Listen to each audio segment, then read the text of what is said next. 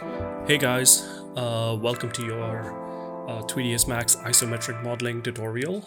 We'll be modeling this environment, which was generated using Midjourney. So I'm just gonna say I did not design this thing, or this concept art was not done by me. I took something that was AI generated.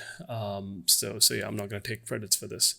But again, whatever concept, style, or whatever you guys are planning to work on, this will be applicable to that design as well. We're gonna learn some concepts, the principles of 3ds Max's geometry creation toolset. Now, the aim here is not to do some extensive edit poly modeling, but to use basic primitive shapes that we have in 3ds Max and try to create this entire environment. So we're going to be using a lot of modifiers and things like that to get going and create this environment. So without further ado, let's get started. And here we are in 3D Studio Max now. So the first thing that I would like to do when I am in 3D Studio Max is go to Customize, which is right there on top, and go to Unit Setup and set your metric system or whatever scale you prefer and press OK. So in this way, 3ds Max knows that you're working with a certain centimeter, meter, or kilometer. Now, while setting up this place or this environment, I got most of my measurements from the internet. So when you think about this environment, there's a kitchen counter, there is tables, chairs, etc. So what I kept doing was I would go to google.com constantly and look for measurements of a table, a kitchen counter, etc. And that's how I started creating this whole entire setup. So the first phase that we want to get started with is the blockout phase. Now, the idea of a blockout is to create this entire environment using basic shapes, basic geometry, just to represent the whole environment setup. This way, a modeler will always have a clear view on what needs to be modeled. So what I'm doing here is I set up my floor, which is a simple box at the moment. And then the next thing I'm going to start with is the kitchen counter. Now, just for reference purposes, as you can see some numbers that I'm inputting over here. And again, these numbers are taken from the internet. So I would encourage you guys to go Google them if you guys have some kind of kitchen counters or something. Just go get them from the internet and you should have a pretty easy setup done, and this way you can just directly input those numbers and create your basic blockout. Now, what I will also do for this particular setup is I am also going to change the colors relatively soon, because this will help elements to stand out from each other. Now, I've given this like a slight brownish color. The reason is because so that it looks more like a wood object. So we are fully aware that that's supposed to be a wood counter or things like that. So here we go. As you can see, I'm inputting some numbers over there and I got my right measurement in, and then I'm going to work with the width. I'm also going to start making some copies. Now, as you can see, I'm rotating the object. Now, the object does not rotate a perfect 90 degree. So for that, I like to use something called as angle snap. The shortcut for angle snap is alphabet A on your keyboard. When you press that, you should be able to rotate your objects precisely in a certain angle. And as you can see, the tool is located right in the middle on the top where those magnetic icons are. And one of my active tools is angle snap right there. Now, as you can also see, that I am making my kitchen counter match the scene, and also the other counter, which does not look correct at the moment. So I'm going to just fix the measurement of that as well. So that way my basic blockout for those two kitchen counter are quick and ready. Now, by any chance, if you feel this video is too fast, although I have tried to capture it in real time, the overall modeling time for me for this entire environment was around like an hour or so. It did not take longer than that. It was a very quick process. Again, because once you start learning this, you're going to be using a few set of tools over and over again, which will help you get faster at your workflow.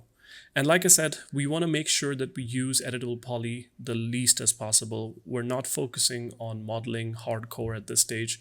The idea is just to get comfortable with 3ds Max's edit poly tools and all the stuff that 3ds Max offers in its modifier list. So here, as you can see, I'm creating a quick block out for my other tabletop over there as well. And also I'm using a snap tool. So as you can see, if you press the shortcut S on your keyboard, you can activate vertex snap, and then this will allow you to snap the objects precisely from end to end. And you don't have to worry about working hard to manually place them precisely. So angle snap is very helpful utility tool. So I would strongly encourage you guys to look into using angle snap as frequently as possible. And my hands are constantly set on them, like automatically my mind just thinks like, hey, it's time to use angle snap. So just hit A on the keyboard, and they're right next to each other. And for snap tool, it's S. So I just quickly hit those buttons, and it's since I've been doing it from so many years now, almost 2 decades. It's a second nature to me now. Like my mind just says it, and my hand just automatically goes on the keyboard. So yeah, that's what I would recommend. So anyway, here I'm also working now on the other furniture sets, as you can see in my environment, that we also have some customer tables. These are low seating tables. So again, you might want to go and check online for the dimensions. And again, it applies to your specific environment as well. Whatever kind of environment you're working on, it applies to that as well. So here we are. I'm just inputting some values and trying to get the most closest solution possible, or the closest look to the table possible. So yeah, you just want to make sure that this block out, you invest some good amount of time on getting this block out done, because this block out will take your entire environment to a whole different level. Any mistakes at this point will haunt your overall design throughout. So you want to make sure that you just use simple shapes, boxes and cylinders and stuff, and just like create the entire setup very quickly, just the block out. So yeah. So one of the most important tip that I'm going to share with you guys is to ensure that you guys are using Control S, or saving your file as you go. Make sure you guys keep on saving multiple files or incremental saves. So this way, by any chance, if any of your file crashes or goes corrupt, you can always revert back to the older file. So that is a very important step to begin with. So please make sure saving file is the most important thing. The last thing you want is losing all the hard work that you have done and starting all over again. And if you have also set up 3ds Max's project folder, then you can easily head into the auto backup folder and recover your files as well. So here, as you can see, I am focused on making the walls now. Now, again, I'm reusing the same objects over and over. I like to do that. That's my common practice, rather than trying to create new boxes and stuff. So I just created the wall using the same tabletop object. And here we are. So here I made a copy. Again, I'm using snap tool to precisely snap the object onto the corners. So that way my entire walls are ready now. And again, I haven't detailed the walls yet. As I said, just the prime focus here is to just create an entire block out, have the entire block out ready, which will help us get an idea that this is how our room should look like, or whatever room you guys are working on looks like. Now, by any chance, if you guys are having difficulty or coming up with ideas and stuff, I really don't mind if you guys want to just use this particular video, follow step by step, and just recreate this exact same design, which is absolutely fine. So here I am working on the chair. So again, creating a setup that looks or represents my entire room. And here we go. I'm also using the align tool. What I should have done is I should have first made the copy.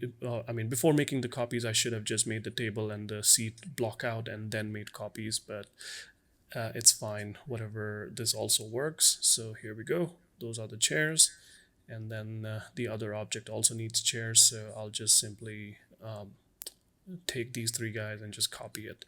So yeah, this would be a faster way rather than first copying all the tables. So as you can see now, I could happily say that my overall block out looks good. It kind of represents the idea of that restaurant room that I'm trying to create. And yeah, this should be the main focus when you start up any project or any of these kind of projects or isometric modeling. So yeah, here we are now. Since we are working on one object at a time, so what I'm doing here is I've just isolated. You can isolate any object by just selecting it and pressing Alt Q on your keyboard, and you can press Alt Q again. So this way you can hide every other object and just focus on one object at a time. So what I did here, I took the block out, I made copies of those boxes, changed the measurement, and I made 3 copies inside, because that's technically how my design looks like at the moment. The one on the top, I've given it a different color, kind of to represent the cushion. So that's something that I have done at the moment. And at the very bottom now, we also need the legs. So here I'm making the same copy of the box, changing the dimensions again, and yeah, quickly creating this overall bench that we have our customer sitting on. So it's, again, you try and reuse as much as possible. That would be my strong advice. And finally, I'm going to use my snap tool, and I'm going to snap this right at the corner and start making copies. That's going to be our plan. Now, at the moment, this particular geometry looks really boring, and these kind of geometries are always not fun to look at, so always add chamfer. Remember, in World, nothing is sharp until you're holding a blade or a sword, so you always want to chamfer things, and this is something that's really important. So I use chamfer modifier for this, and I keep changing the values and segments to get the right result that represents the kind of objects. And you can see the chamfer values of the leg is different than the chamfer value of the whole thing in the middle. So here I'm making copies, and there you go. That's the fastest way for me to create the bench. Now, what I'm going to do is, once my amazing looking bench is ready, I can just keep it on the side, because the idea would be to duplicate them. And by the way, that previous proxy that I had, I just deleted that. I did not need that.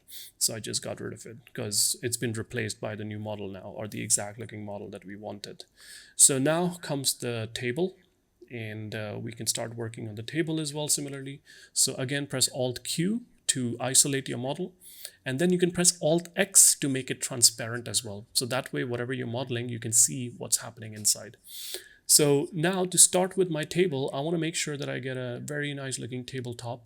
So I've started with a box, and this will be the only challenging part, by the way. But once you get a hang of this entire process, what I'm doing, you will find it very easy to finish this process up. And I would strongly encourage you guys all to watch my previous videos, and if you haven't seen them, this might get a little confusing, because I'm covering a lot of basics in there, basics of 3ds Max and all the tools that I'm using. I've created like some detailed videos in there. So yeah, so here we go. As you can see, I have made one smaller looking plank, and then I'm going to apply an array modifier. So that way I can easily copy these boxes around, or planks around, as you can see. So I'm increasing the count on different axes, or the respective axis that you want to work on. And let's just say we got like a few on the x-axis and the y-axis. Now, depending on the view that you're working with, your axis might change, so you have to get experimental with them. I'm also trying to create an offset. So as you can see, the position, and changing that to alternating, and playing with the y-axis allowed me to offset the planks a little bit. So that way it looks more like a plank. And here I'm using the slice modifier, which helps me cut off the corners or chop off those excess areas. And here you have an option called cap. You want to use that so that you can seal the holes over there. I'm also going to apply another slice modifier, and I will chop this area and cap this as well. So yeah, for some odd reason, I don't know why I'm getting these weird holes over there, but eventually I will fix it. And then I follow this up with a quick chamfer, and I realize there are some issues with some objects here, which I am going to start fixing it very soon. So again, playing with the array modifier and just messing around with these settings, I should be able to fix this entire tabletop. So like I said, this is the only difficult part. I wouldn't even call it difficult, but it's the most fun part actually. And so here, because of the mistake, I just decided to delete everything and I started from the beginning again. So here I chamfered it, then I gave an array modifier, and then I start making copies again. So let's hope this time it should work out relatively nice. So I'm just repeating the entire thing again. So another array modifier, and playing with the offsets and incremental copies, moving it around, and I'm going to start chopping them so all the excess areas can be removed. So slice modifier, use that little triangle next to the slice modifier to move your gizmo or the mirror around. That is very important, just right there. And so that way you can precisely chop the areas that you want to. And then you also want to add another slice modifier and use the same slice plane and chop things around and cap them. So again, mess with the values, you will get the right results. In the end, it's all about experimenting. And again, if you want to slow down the video, please feel free to do so. Slow down the video and watch it so that you can see my step-by-step instructions better if by any chance my video is too fast. So here now, the tabletop looks great. Now it's the time to make the legs for the table. So here I am making one copy, and I'm adding symmetry modifier to it. And then on the y-axis as well, different axis, using this mirror option, I'm going to make a copy over there. And here we are. That's my table. I get rid of the proxy now. I don't need that, or the dummy model that I had before. I just realized that the height of my legs were a little smaller, so I just increased that a little bit. And then finally, don't forget, the cherry on top of the cake is the chamfer modifier. And that way your models will look super awesome. And here we are. We are ready with the tabletop, with the table. And what I also like to do, I go and group all these objects as table, give them a name. Same goes with the bench as well. I am going to go in, select all the pieces that belong to the bench, and I will group them. And I made a copy right here, or make an instance, it'll be better. Now you can just get rid of all this and start replacing them with your actual model. So this way, you just have to model it once and make as many copies as you want. So this is the most fun part, like I said. Now moving on, we're going to start adding more stuff. So we got rid of the easy part. Now one of the most important tip that I would like to share with everyone is when you're modeling, make sure that you start from the easiest area, any area that you find the easiest. It's not like you have to start from the tables and chair. I just personally thought this was the most easiest thing to begin with, so I just went in and started with that. Now I'm working on the floor tiles. There's a lot of floor tiles, different floor tiles. So I want to make sure that I model every one of them. And again, the concept is same. You just make a pretty good looking box and play with the chamfer. Remember, tiles also have chamfer. And also what I'm going to do is I'm going to chop this box from the bottom by using the slice modifier. And this way I can get a much more nicer looking tile, because I don't have a need to have a soft tile from the bottom because I don't see it technically. So this is the reason I did that. And now I need to make copies. So what I decided to do here at this point, or what I will do, is create array, or apply an array modifier. So with array modifier, I can quickly make multiple copies in a snap and scatter these tiles around very quickly.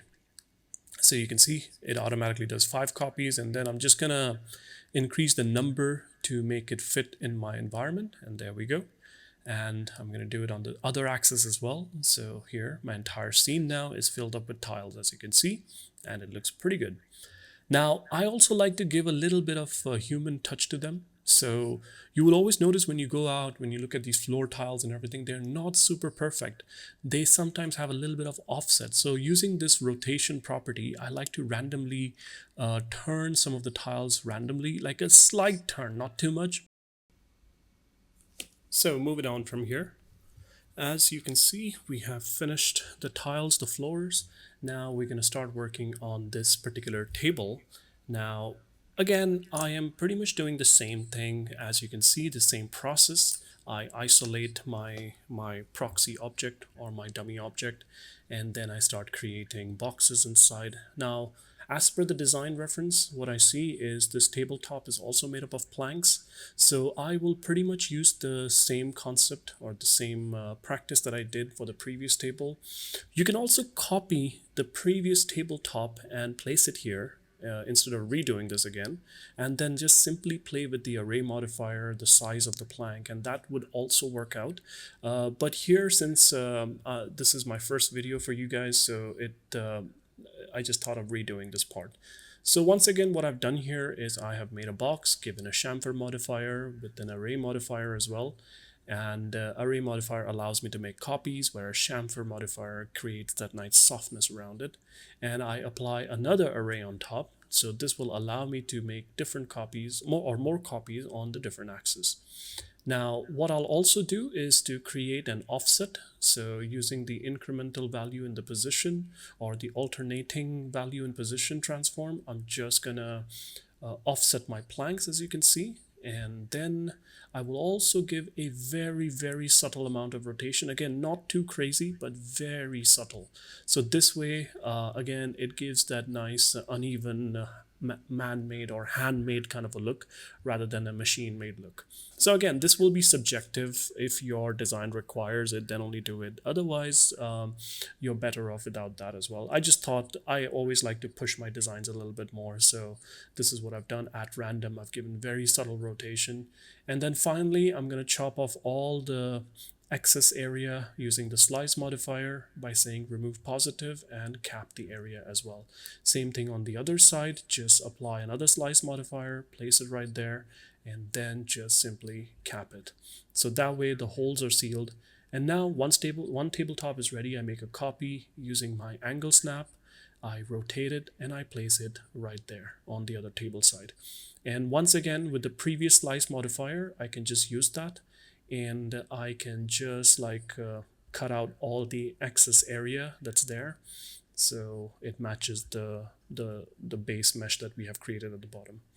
So there we go. That's my tabletop ready for this thing. Like I said, it's the same process over and over. So now the tabletops are ready. The time is to work for the bottom area. Now, as you can see in my design, there's a lot of detail going on over there. There's like this wooden stick kind of a look going on. So I want to make sure that I do justice to that design. So I will again either start in a few minutes, but first I just decided not to work on the table. I like jumping around as well, by the way, whenever I'm modeling. The purpose of me jumping around so much is that you don't look at one design for too long. Otherwise, once you do, then your eyes get used to it. So that's the reason I jumped to create this flower pot. Now again, I just started with a simple cone, and I placed this tree from AEC extended and just placed it right there, changed the scale, and there we have it. And then you can start making copies. You can find any suitable tree that you prefer, or whatever works in your design, just go with that. Make sure to turn on the never option on the right side of the modifier list of the tree, otherwise it will look like a blob. So that's just a viewport compression thing. Here we make another copy and just change the size so that all the plants look unique from each other. Now let's start working on the table again. So I just take one of the pieces again, make a copy. That's the kind of a process I do. Or you can start over with a brand new box as well, and delete all the modifiers. I rotate this using my angle snap 90 degrees precisely, and then I will place this object right where it belongs. There we go. And push it at the bottom and change the scale so it looks unique and it fits at the right area. Now we are going to create that whole box shape over there. So I will start that by using a symmetry modifier. So here I apply my symmetry modifier. And as you can also see, I have not deleted my chamfer modifier because I want to keep that softness. So just playing with the symmetry modifier's mirror option, I just made a copy of this object on that side, then rotated this, made a copy. And then I will just change the dimension of this horizontal box so that it fits end to end. There we go. And that looks pretty good. And at this stage, if you want, you can select all those legs and just group them as one piece, as I'm doing it right now. Call this like table frame, table legs. and then simply add another symmetry modifier so you can make another copy, or you can just simply shift and drag to make another copy. Okay, there are many ways to make copies. Array is one of them, symmetry, as well as shift and move. That's also another way. So here we are. I'm done with that. And now we're going to work on the area which is in the middle. So I just make another copy of the same legs again. Place it right there. Change the dimensions again, as you can see. First, focus on making sure that it's positioned properly. Now, I'm using a lot of perspective view for modeling now because I'm very comfortable with that. But if you guys are not, then please feel free to use your top view, side view, as long as until you get comfortable. So that way, this will be much easier. And once you start getting more comfortable with the perspective view, then directly work on perspective. So here again, I just changed the dimensions and just moving the box around again and place it down, make it wider. Those are the kind of things I focus on. And there we go. We have this simple frame ready, and that looks pretty good as well. And again, if you want, you can group it because you might want to make a copy. But before making copy, I just thought it might be a better idea to just get those sticks done. So again, I made another copy of the same box, changed the dimensions. Now here, I'm going to do something different. I am going to increase the segments here, as you can see, horizontal segments. Now, the purpose is because they are handmade sticks, so I want to apply a noise modifier and increase the noise threshold to make it look like a stick. So kind of getting that nice uneven look. And then I will make copies. Now, to make copies, you can use array, or you can simply shift and drag. Array modifier would be a lot will be a lot better call in this position because you can randomly rotate, because right now, as you can see, they all look the same. But if you go in and just use the rotation option with the array modifier, you can randomly rotate them to make it look more again man-made or more natural rather than a machine cut object. So that looks pretty good, and I am quite happy with it. Just messing around with the spacing a little bit and rotations here and there just to get the right look created. And once I'm happy with that, I am just going to call this one as done as well.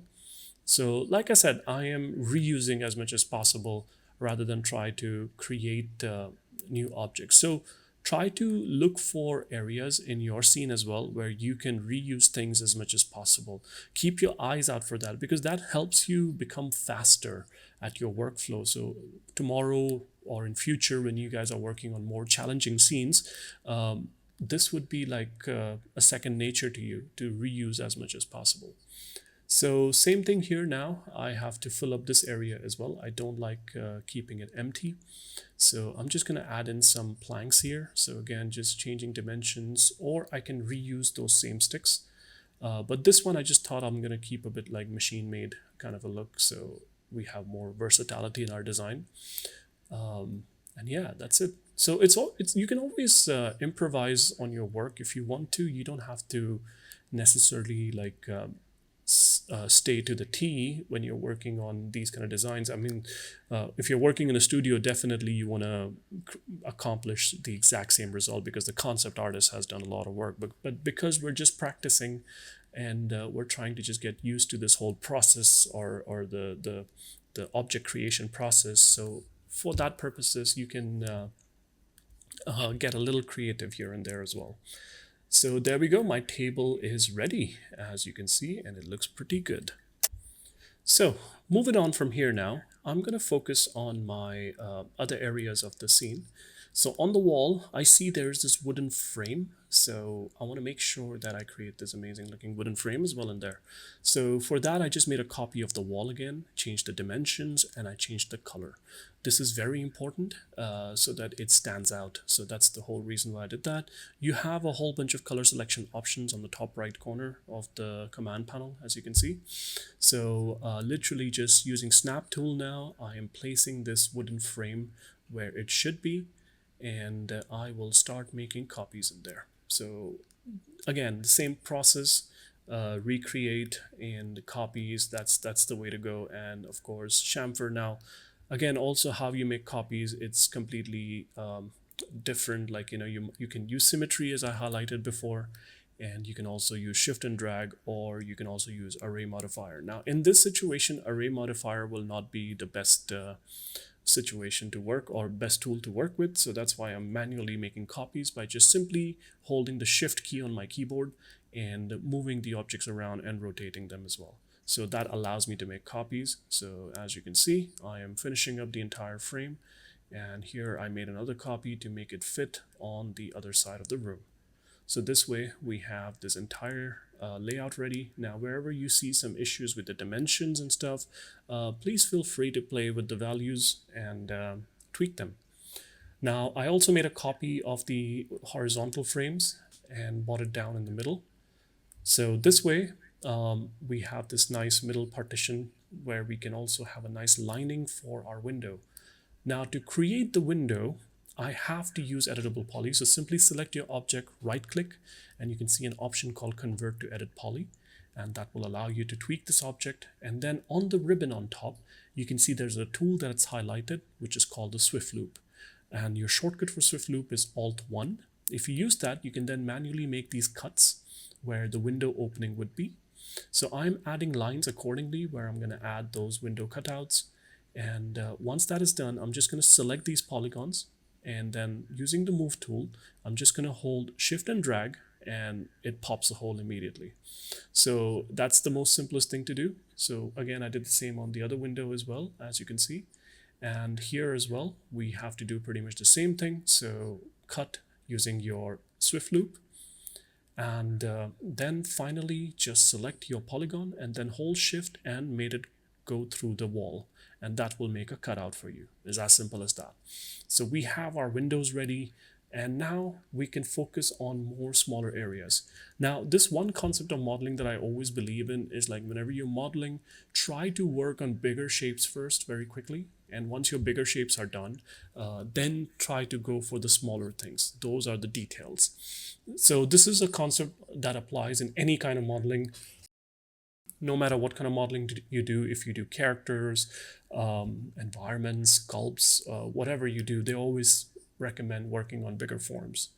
So now, from the top view, I use the window option from 3ds Max, and I'm just going to make that window look like the reference because it has a lot of options. I can easily make those Japanese looking windows in a snap. And there you go. You can see it was quick and easy, and it's a pretty cool functional window, so you can also open it if needed. So that's one side, and I'm going to do pretty much the same thing on the other side as well. So once again, you can see I'm going to start with AEC extended. No, sorry, not AEC extended, but the window option, which can be found on your command panel on the right side, and then simply go place them precisely. And make sure you match the measurements on or the size and everything. It shouldn't be sticking out of the wall too much. Many times I've had those cases where windows were like wider or thicker than the wall, which is sort of incorrect. You want to make sure that it's nicely encased in the wall. So that's precisely what I've done, as you can see. And we're going to do pretty much the same now on the bigger window as well. You can also make a copy of the same window, change the dimensions if you prefer those faster techniques. You can go for that or opt for that too. So yeah, that's pretty easy and fast. And similarly, like if let's say your design has doors, there's also options for doors. There's also options for stairs. So in case if you want to go with any one of those, then please feel free to experiment. If your design requires it, then yeah, definitely do it. There is no door in my design. That's something AI generated, so it's very interesting. But anyway, so here I'm trying to work on some utensils now, which was quite simple. All I did was I made a teapot, and I used I removed the spout and the lid and the handle as well, and I applied a slice modifier, and I gave a shell modifier as well to give some thickness. Then I gave an array modifier, as you can see, and this, with the help of array modifier, I can randomly rotate some of these pots or bowls to make them look more natural and interesting. So that's something what I've done right now, and that actually looks pretty cool, and I was quite happy with it. You can of course change the color if needed, but for now I'll just keep it the way it is. But yeah, you never know if you might need a different color or something. Feel free, get creative with your color schemes and everything. That's the whole beauty about it, like you mess around with colors, you get some interesting looks created. So yeah, that's what I'm focusing on right now. I'm just right now not with the colors, but like just getting all the placements done and all the elements ready. So yeah, here I also applied an edit poly modifier because with array I wasn't getting a pretty cool result. Some of the objects were like crossing into each other, as you can see. So with the help of edit poly modifier, I was able to just individually just select these objects and just position them in such a way that they work. Again, they're not 100%, but they work. That's the whole idea. And just getting it right, and that's it. So like I said, the objective of this exercise is not to delve too much into editable polymodeling, because editable polymodeling is a whole different chapter, and it requires a lot of work. You need to know a lot of tools, but you can create some really cool results with them and more complex shapes, whereas with the basic shapes we are quite limited. So yeah, so right now I'm working on the bigger window, as you can see. And yeah, again, just quick placement, get the size correct, all the grooves and everything, all the options are in there. You just have to mess with them, mess with all the properties. And again, I would strongly encourage you guys to mess around with those numbers on the right side in the modifier stack, because that's the only way to learn and explore this software. If going through every property will be very time consuming, and that's just going to take 1 year itself. There's so many properties in so many objects in 3ds Max. So I just prefer that, experiment, and that's the only way to learn. So anyway, moving on to some different shapes. So yeah, I got the windows done, pots done, floor done, table, and a lot of other things, and of course the customer tables and stuff. So there are some bar stools, as you guys can see, and I want to make sure that I do some very interesting looking shape. I can get creative over there because the image is very small. But yeah, I just decided to create some interesting shapes. So I just started with a box, and then I applied a taper modifier. And with the taper modifier, what I'm trying to do is I'm trying to make sure the base is thin and the top of the leg is thicker. So that's the kind of shape I'm going for. And if you want to, you can also play with the properties which are next to the taper modifier, which is the little triangle button. So that way you can mess around and get some right shapes. So there we go, which looks quite interesting, as you can see. The next step that I will do is I will apply a bend modifier. This will allow me to bend this object and create that custom shape that we want. So yeah, and again, experiment with different axes, different direction, angle, and see what happens. And the best way to learn any software is through experimenting. So and regardless what software you use, Maya, Max, Blender, doesn't matter. They're all the same concepts apply everywhere, no matter what you use. So here I'm also going to complement this with the limit effect. And you can see with that, I can keep the bottom area straight, and the top area could have the bend. So you can mess with those limit effect properties to get the right result, and yeah, and get some interesting looking shape for the leg of the bar stool.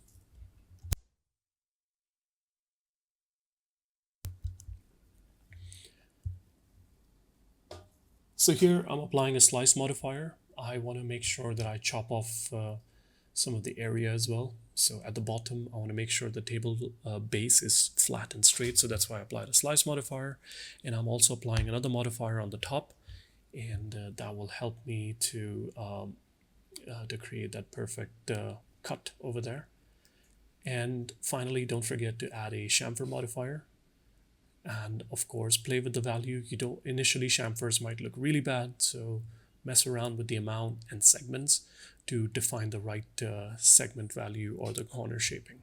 So that's what I'm going to recommend. So that's your chamfer, and I think we did a pretty good job at this. And so far, I like the way it looks. Here I'm making a symmetry so that I've copied this on the opposite side. And then I'm gonna put a cylinder, which will be our connecting area for the table with legs.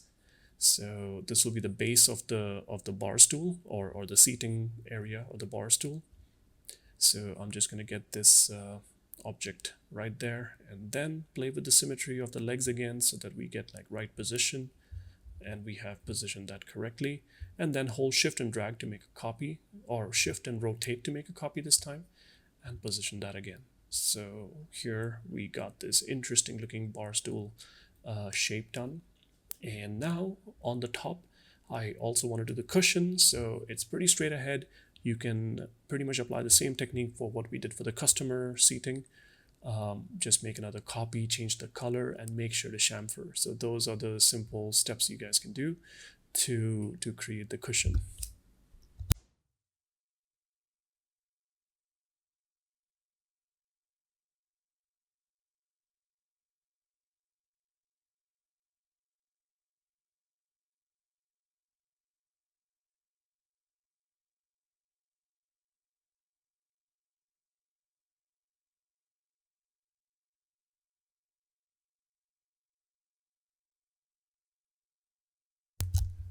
I also applied chamfer to my cushion so that it looks nice and soft. And of course, you can increase the chamfer amount if you wish to make it look even smoother.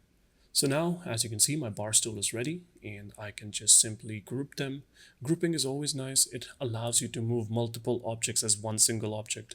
So especially when an object is made up of so many different pieces, it's always nice to use grouping option. And in your group option can be found on the very top on your menu bar. You can see there's a menu option, menu item that says group.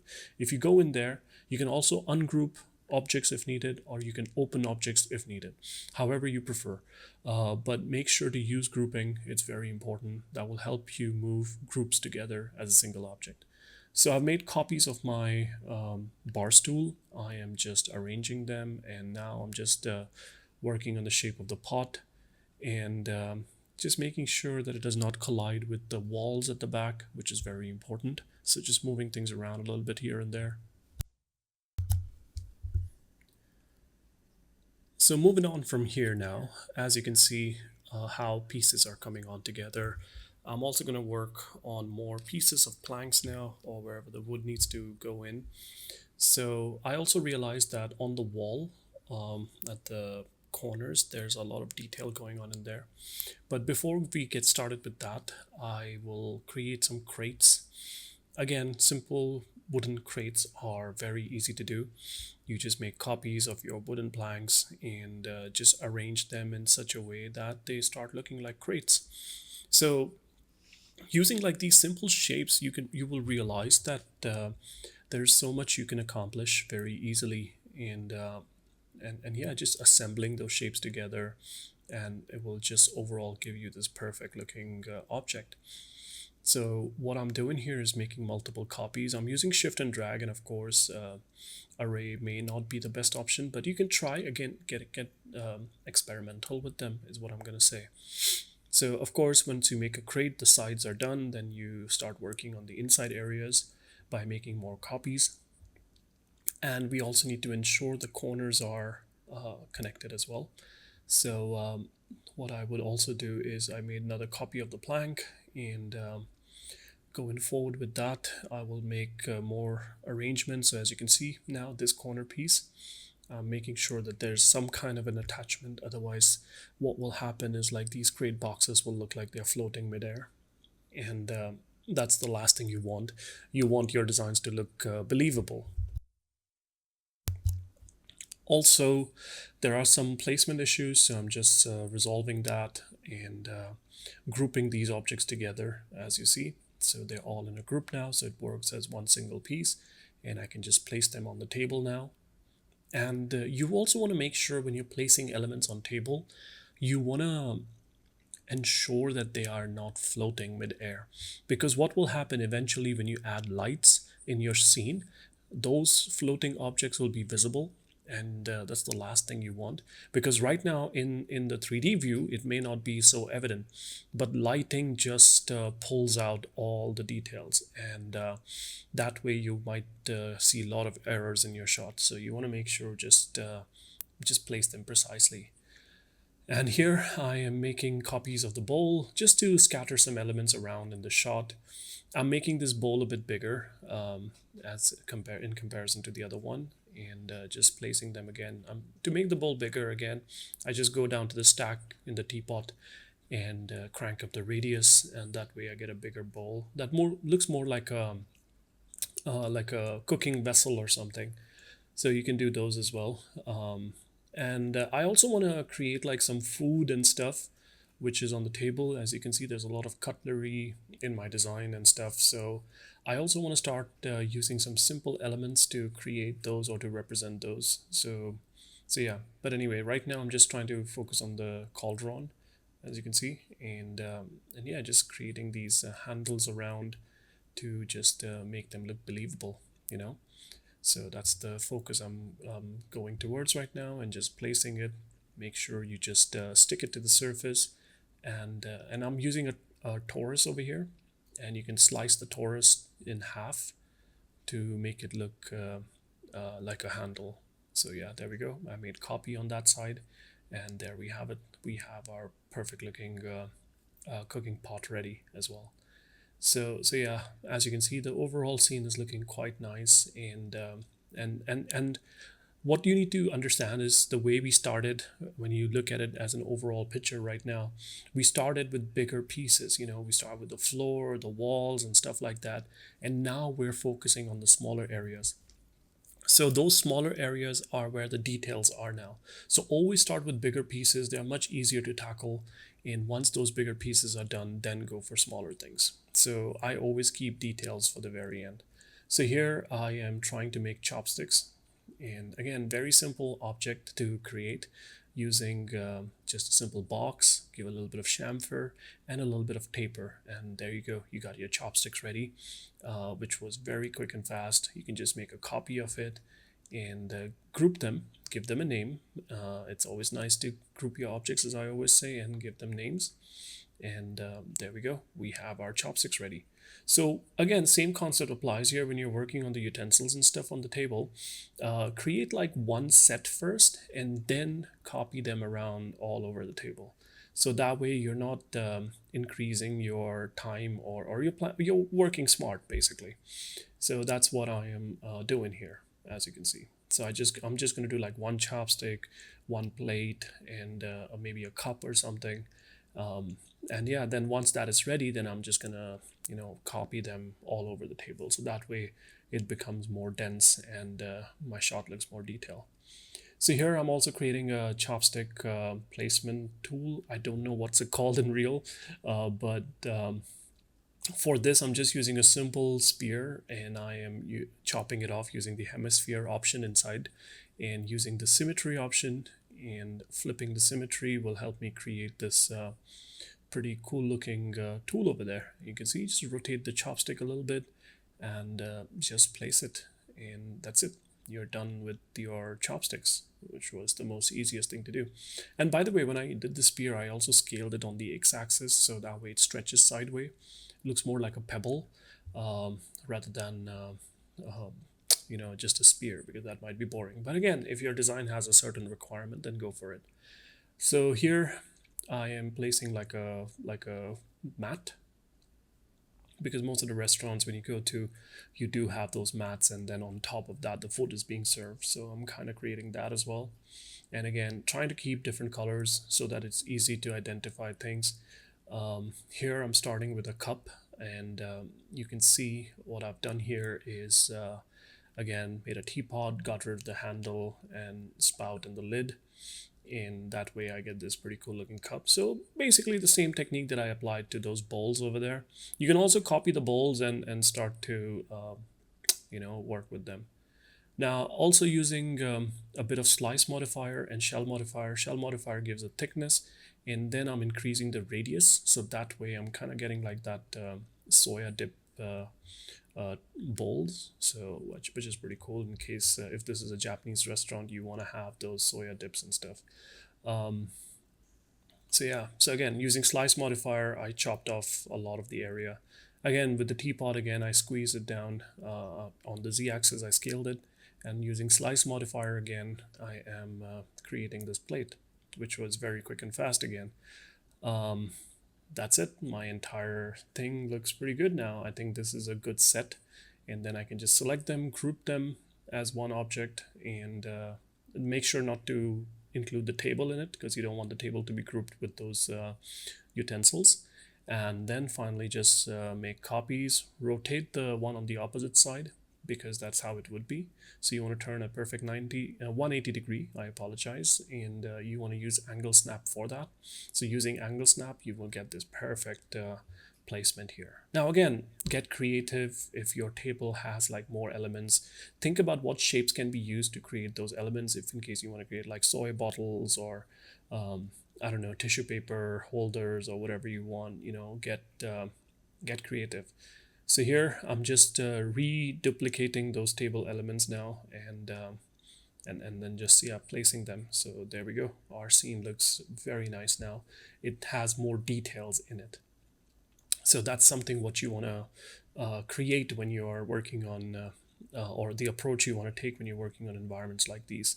Now, some areas that are left, which is the bar stool or the bar table area, and then we also want to create like a roof over there, which is very interesting. I mean, the roof is inside. Technically, it should be on the outside, but like I said, it's AI generated. So, I mean, you can fix it manually if you want to. But here I'm increasing the width of this plank, so it kind of creates this nice rest area over there. And yeah, I'm also using those wooden pieces that I made for the table because I'm going to scatter them on the wall and simply increase the array amount, and there we go. So this way my wall looks even nicer and detailed. Now you would notice that I'm only focusing on the areas that are visible. The ones that are not visible, there's no point of adding planks in those areas, or it's just going to increase your polygon count for no reason. So yeah, and again you can see I'm reusing this over and over, same thing over and over, just changing the numbers. That's what I'm doing. So here again, I am going to increase the count of my planks, and that just adds in all that detail on the wall now, which makes it look amazing. And yeah, you can just give a slightly different color if needed. And yeah, that looks overall nice, and this has come along really beautifully so far. And now we will focus on other areas. I can just like take this, make a copy, rotate this thing, and get rid of this this placeholder that we have over here now. And yeah, just that's it. That's all you have to do. Make copies again of the base of the legs. I mean, sorry, the legs. I apologize. And just like offset the chairs a little bit so it looks more like natural rather than perfect setting. And you can see now the table on that side is also ready. Now, of course, you guys can create more stuff on that table. As you can see in my design, there is more stuff. You can add them too, but I'm going to skip that part because the video is getting too massive in length. So yeah, I will just give the final touches by creating that roof on top. And because that's one big element that I haven't touched yet.